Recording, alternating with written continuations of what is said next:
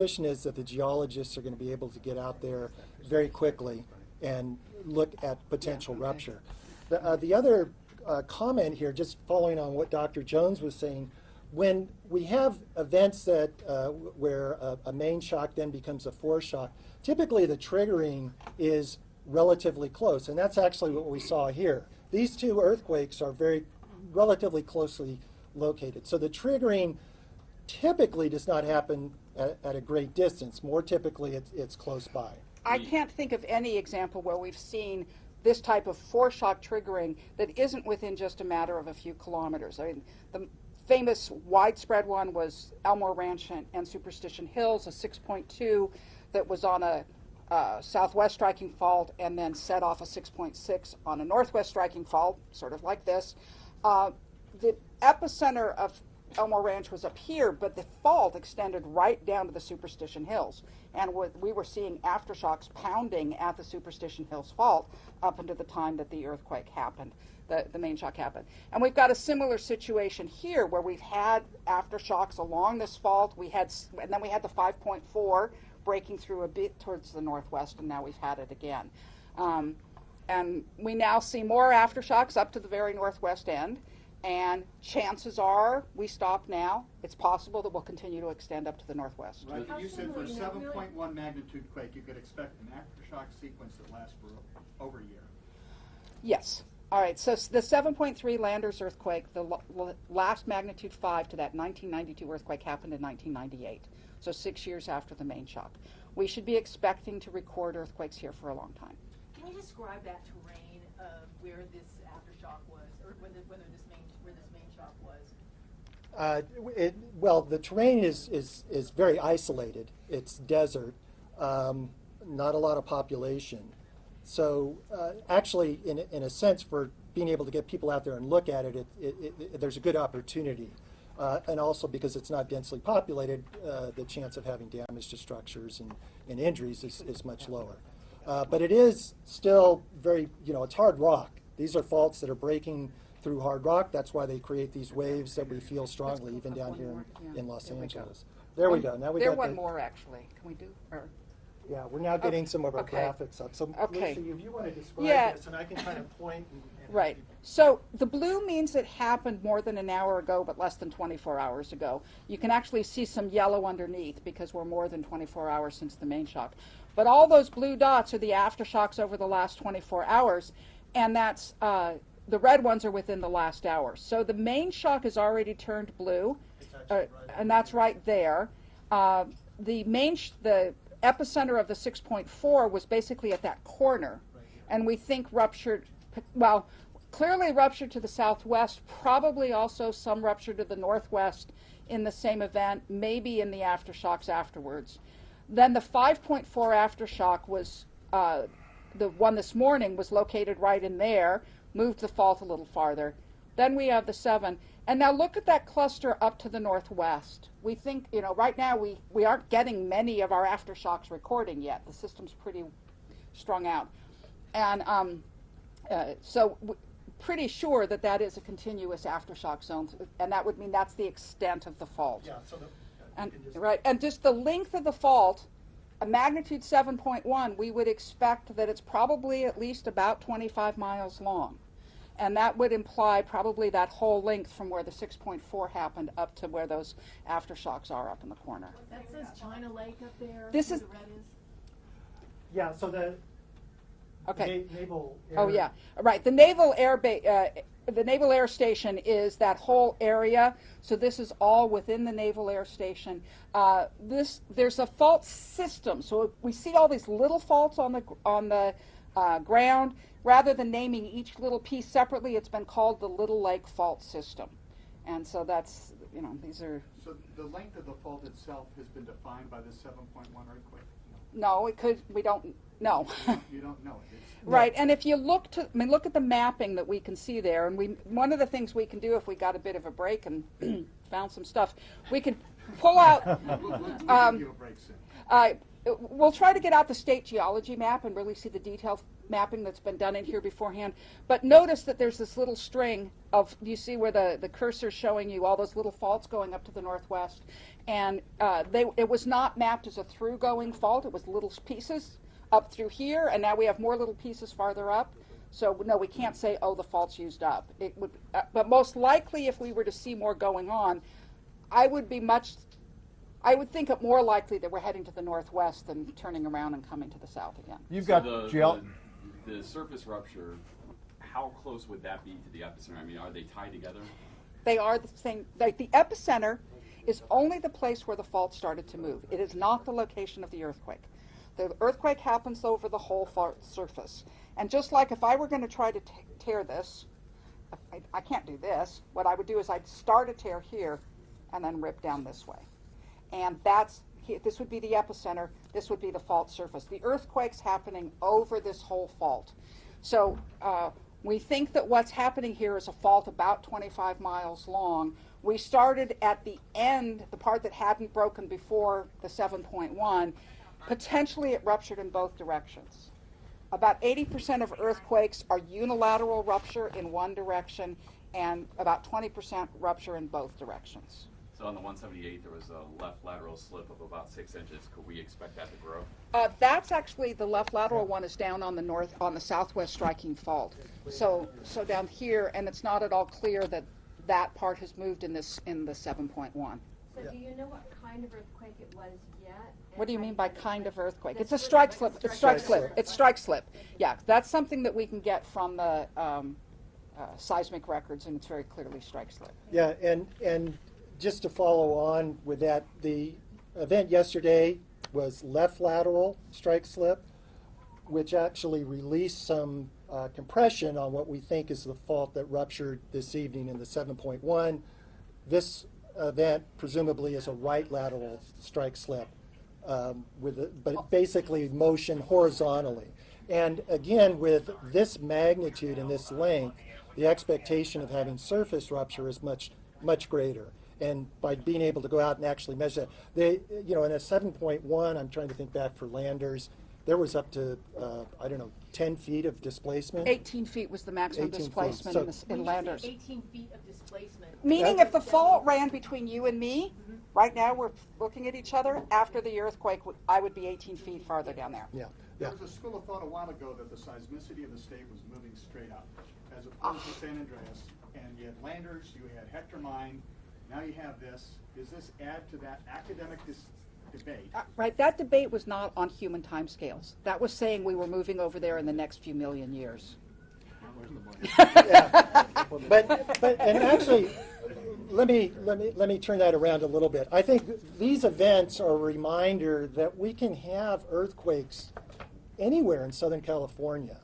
And on a human time frame, as Dr. Jones is explaining, an event like today's could occur in the LA Basin. It could occur down south in the San Diego area. That's just because we live in an area that has many, many active faults. Right, but if you have an earthquake fault, an earthquake of 7.1 magnitude, 150 miles away from the major metropolitan area, and you suffer damage here, you're in big trouble.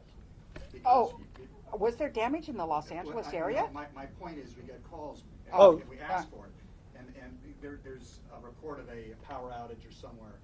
The region has to sustain a 7.1, 150 miles away. Oh, absolutely. And I think for the most part, the region has. I think the incidences are probably somewhat isolated. I would be very surprised if there was much widespread impact in the Los Angeles area. But clearly up near the epicentral region, the Ridgecrest area, those folks are having to deal with a lot right now. We haven't gotten any direct reports here, but I'm sure there's lots of damage, and they are probably dealing with aftershocks as well. You're waiting to hear from your geologists. What information will they provide? Well, they're going to be out in the field as soon as they can and as best they can. Obviously, it's nighttime right now. They may be limited. This is the Naval Air Weapons Station. Okay, so there's unexploded ordnance issues. They may not be able to get out there at night. When they get out there, they'll have to be escorted. That all those logistics are something they're going to But- determine But there. what they're looking for is finding a fault where we find that motion that's happened. Because we are seeing, with our seismometers, we say, we see these waves coming off of here, and we calculate back, they're probably coming off of the surface. When we get those field geology, it's like, this fault has moved. And so it's ground truth. We know that the And Navy what is was testing examined munitions yesterday? out there. Is there any chance at all No. that anything underground from the Navy may have triggered any of this? No. Look, we've set off pretty large nuclear blasts without ever setting off an earthquake. The largest earthquake, I think, set off by the largest nuclear blast Yeah. is like a magnitude 2. And the hypocenter for this one is down at 10 miles beneath the surface. Is So. there anything about this earthquake that's surprising at all to you? The size. Well, no, in a way. Yeah. I mean, you know, as Dr. Jones was explaining yesterday after the 6.4, there was a possibility of having a larger event. And sure enough, we did. And, you know, the mechanics of these two faults, the conjugate faulting, actually makes a lot of sense from a geologic or scientific perspective. So I would say no, there's not really any surprises that we've seen so What far. can you learn from it? Well, hopefully, number one, learn a little bit more about how earthquakes work. Number two, I think, you know, there's teams out there looking at damage, how buildings responded.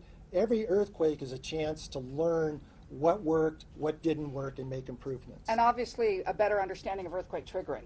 Hopefully, we'll be able within this, because we have, you know, I can go and rattle off all these previous earthquakes where we've seen one trigger the other.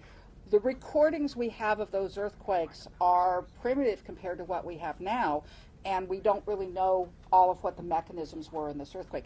With the system that we put in place to do early warning, we now have hundreds and hundreds of stations that are out there giving us much clearer pictures of what's going on the fault. So now we're going to be able to see with much greater resolution than we've had in the past, what part of which fault moved and how did the pattern progress, and of course there's always the hope that we'll find something that's different about the foreshocks. Yeah, and let me just But add. we haven't.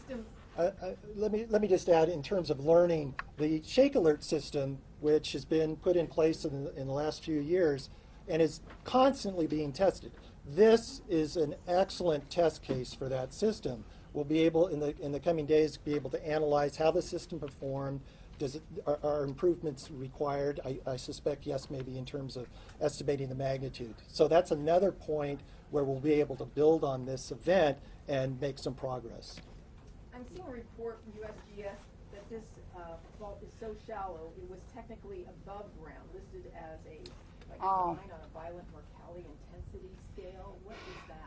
Not something coming from a scientist? Yeah, I don't know if that, I doubt that's coming from the USGS. So earthquakes obviously cannot occur above ground. Yeah. All right, there are some times where our location might show up as being a negative depth, and that means something went wrong in how we located it. Yeah. The depth is actually much harder to constrain because all of our stations are at the surface. So just basic triangulation, it's much easier to see where they are in the horizontal direction than going down because we don't have anything below it. But the depth of this earthquake is similar to what you've seen before, historically in this region. Yes. In this region, we've had somewhat deeper faults. The area is, that idea of, redirecting the San Andreas. We are seeing this area opening up. It is what the geologists call the basin and range system. So you have the big fault that's on the side of the Sierra Nevada, and then we have the faults that are forming all of the different ranges that go out through Nevada, all the way out to the Wasatch in Utah. So everything between the Wasatch and here is called the basin and range. So it's an area with lots of faults that's spreading out, and some of them happen by faults that move up and down, and some of them happen by these horizontal ones sort of squeezing out along the way. And the rate at which they happen, summed up, is about 10 to 20% the rate of what we see on the San Andreas. And the sort of the geological discussion, is that because it's going to eventually take over from the San Andreas, or is that some other sort of millions of years, right? Yeah. Not on our time scale, but it's still, we sometimes call this a complex plate boundary.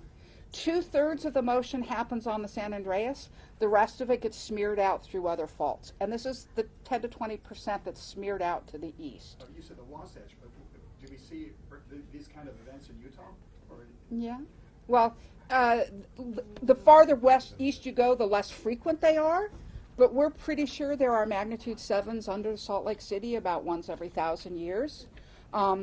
And here along through this region, it's also, as I said, I think 1915 and 1954 and 1872 were all at close to magnitude 7, coming up through somewhere between here and up to Reno. Okay, about 5 more questions and then. Can you talk a little I've got bit a about- question about the conjugate system here.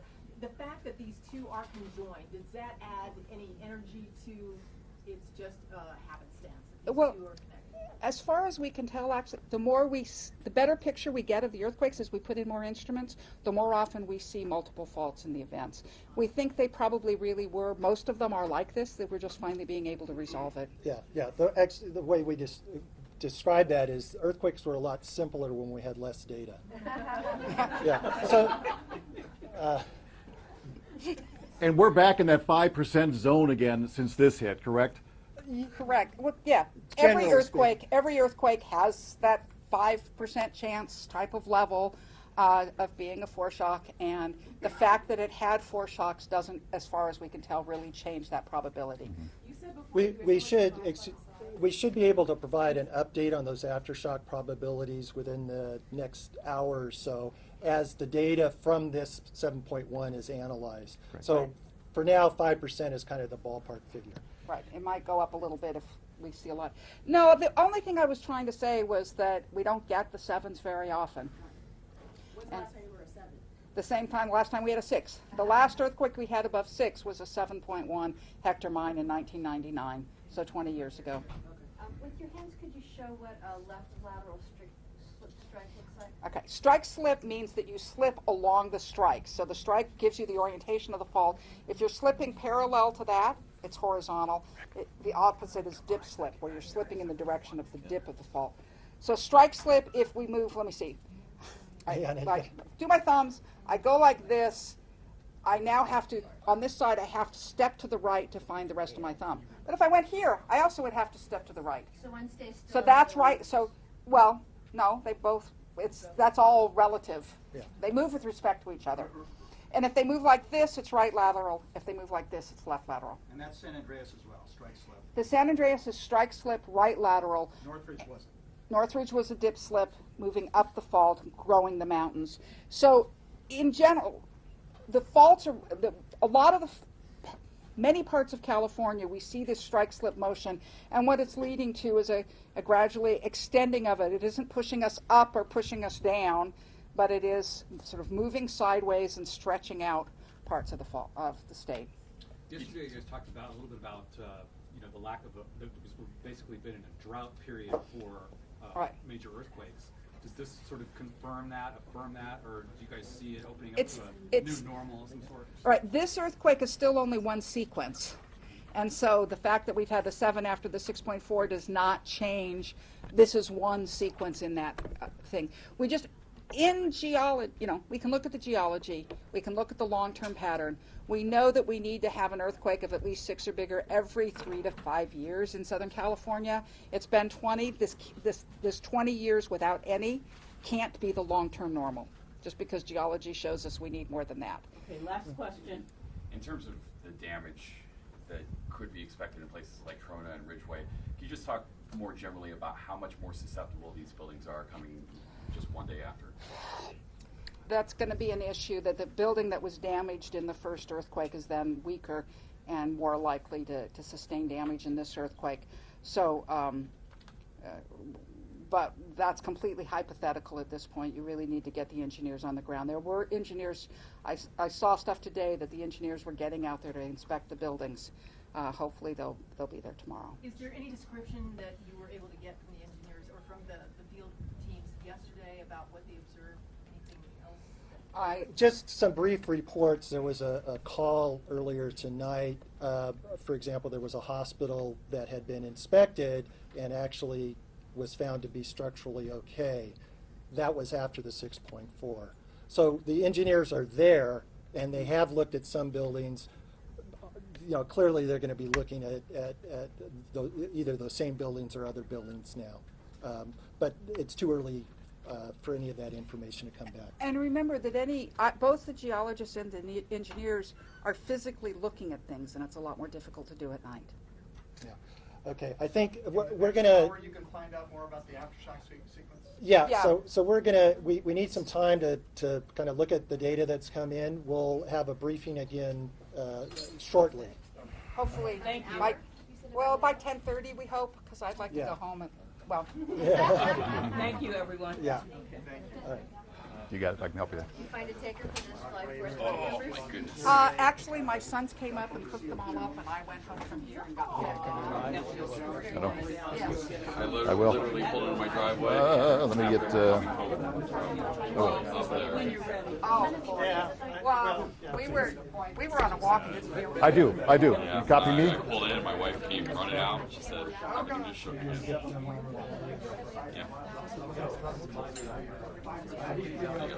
The energy savings, if you're gonna get